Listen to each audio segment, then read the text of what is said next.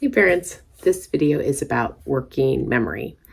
And that is an executive skill that we all struggle with from time to time. Um, so our brain has three different kinds of memory. We have working memory, short-term memory, and long-term memory. Our long-term memory is stuff from, our childhood. Gets a little unclear sometimes, but we still have it.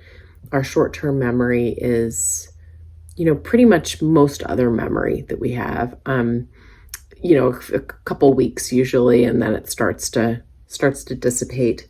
And our working memory is what we're using literally all day long.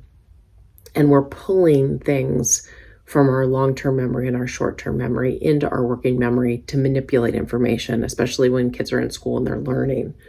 You can hold about 4 to 7 bits or items of information in your working memory at a time, depending upon your age and how much you've practiced.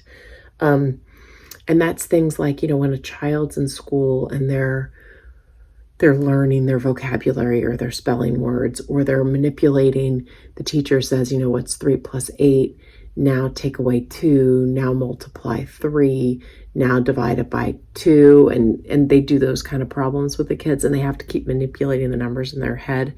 After a while, it'll kind of get filled up, right? And then some of that has to dump out, and some of it might be able to dump out depending on the problem. But some of it, if you dump it out, you might not be able to answer the question, right? So it's a matter of really practicing that, keep trying to add more and learning tricks about how to chunk information. So give the kids a grocery list and say, see if you can remember this. And I might have it in my phone so I don't forget, but see if they can make a story out of it for the grocery list that you need to get at the store, or maybe their friends' names. Maybe you give them 4 of their friends' names, and in their head, they have to manipulate the names in their head to put them in alphabetical order, or put them in the order of where they live or something like that. You can give them numbers that they have to try to manipulate in their head. This is all just great stuff to practice that working memory. Another thing, my husband used to always do this game with my kids when we would hike. He would give them like 4 or 5 letters that made up a word, but he put them in the wrong order. And they would have to move them around in their head while we were hiking to be able to figure out what the word was that he was trying to spell. I don't even think it dawned on either of us that it was probably helping with their working memory. We did it just to get through the hike so that they wouldn't complain. Little games like that are really good for their working memory. You could play like that game Concentration. That's a card game. There are lots of things like that you can do that help with memory.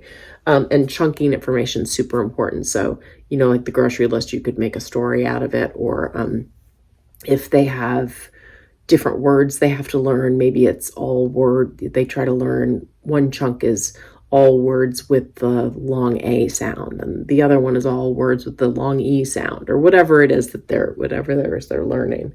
That helps our brain be able to hold more information. And it also will give you good ammunition when the time comes that your child says, I don't need a planner, I don't need to write down anything. You can remind them how hard it is to remember all those things, and that you only have 4 to 7 things you can keep in your brain at a time. And then when you get new information, it gets squished out. So if you're given a math assignment at 8:30 in the morning, you are surely not going to remember it by 4 o'clock in the afternoon when you sit down to do your math. You're not going to remember what the assignment is. So you really have to write it down somewhere, because most people cannot transfer that kind of information from their working memory to their short term and be able to find it again. Some people can, but that's really rare. So it's not on them if they can't remember, but what's on them is they have the choice to write it in their planner or on a Post-it or something on their hand. I don't care where they write it, somewhere, right? So anyway, so that's just, it's good. It's just good information for you to have. So when they say, I don't have any memory of what I was supposed to do, you can say, that is why I bought you a planner, or that's why the school got you a planner. And if they don't have it in their planner, where can they find it if it's not there? Does the teacher write it down in Google or not? And if they don't, they're going to have to figure out a system. Okay, so that is my little video on working memory. I hope that helps some.